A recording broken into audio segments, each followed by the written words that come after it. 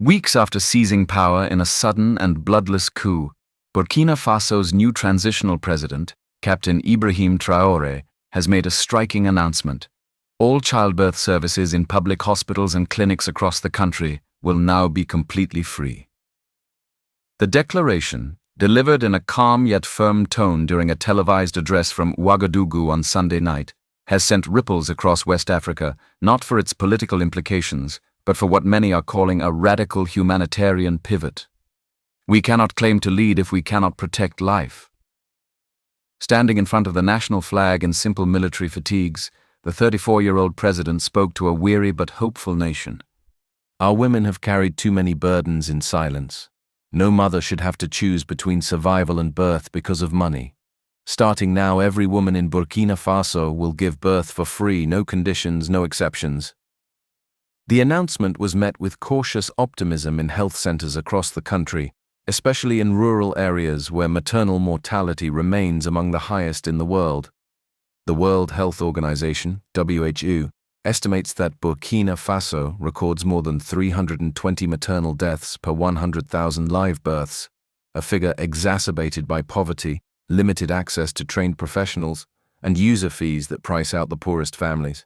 From battlefield to birthing wards, Traoré, a career military officer and artillery captain, came to power on September 30, 2022, after ousting interim leader Paul-Henri Damiba. The coup, Burkina Faso's second in a year, was driven by frustrations over deteriorating security conditions linked to jihadist insurgencies. But since assuming leadership, Traoré has pivoted significantly toward internal social reforms, a move many analysts did not foresee. The expectation was that his focus would be entirely on security, said Dr. Salif Kabore, a political science professor at the University of Ouagadougou. But this shift toward women's health, of all things, signals something new, a direct appeal to restore trust with the population, starting with the most vulnerable. Sources within the transitional government say that the decision to abolish delivery fees was sparked by a single handwritten letter. Just 12 days after the coup, a midwife in Bobo Dioulasso reportedly wrote a personal plea addressed to the new president, detailing the death of a young mother who had been turned away from a clinic because she couldn't pay 15,000 CFA, about $24 USD. The letter described the daily reality faced by healthcare workers, delivering babies on cracked concrete floors, mothers hemorrhaging without proper medication, and new fathers begging for loans just to buy gloves or syringes. According to insiders, Traoré read the letter at 2 a.m. and summoned his health and finance advisors before dawn. Within 72 hours, an emergency task force was formed. Critics of previous administrations have long pointed to the failure of well-meaning programs due to poor execution. But under Traoré's directive, the Ministry of Health moved rapidly. All public maternity centers were ordered to cease billing immediately for deliveries, cesarean sections, and essential postnatal care. The government pledged to reimburse clinics directly from emergency funds previously earmarked for bureaucratic overhead.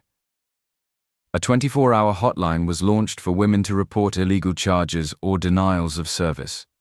Mobile teams began visiting rural clinics to ensure compliance and distribute emergency birthing kits.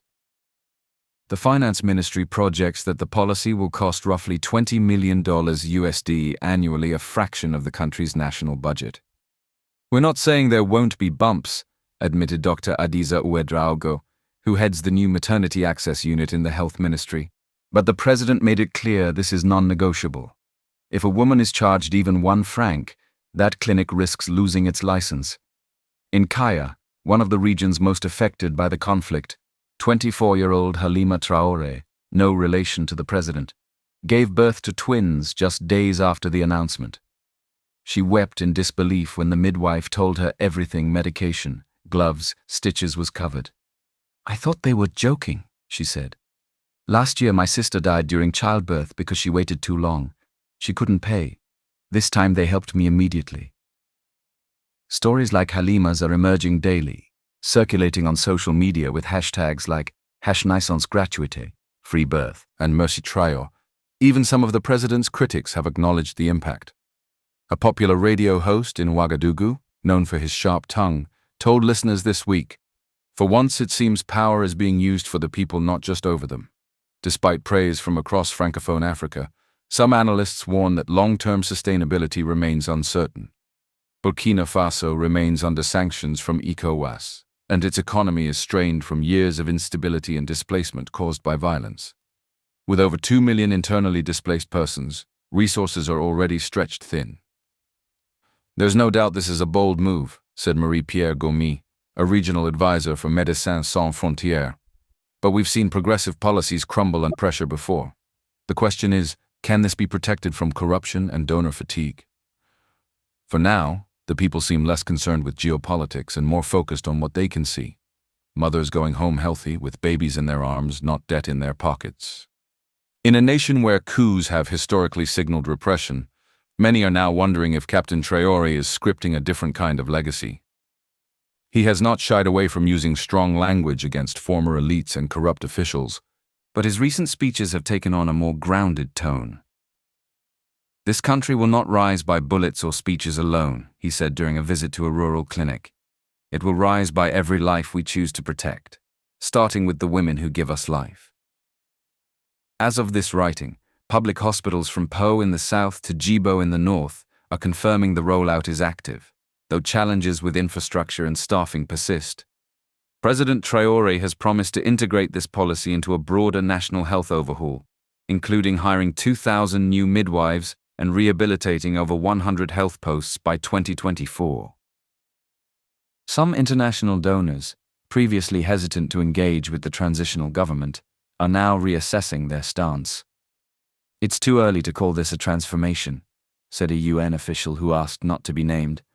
"But what Traoré has done is put the spotlight where it matters on his people, and particularly on the women who often go unheard." As Burkina Faso waits to see what comes next, one thing is clear. In a time of war, uncertainty, and political fatigue, a policy about birth might just be the rebirth of trust.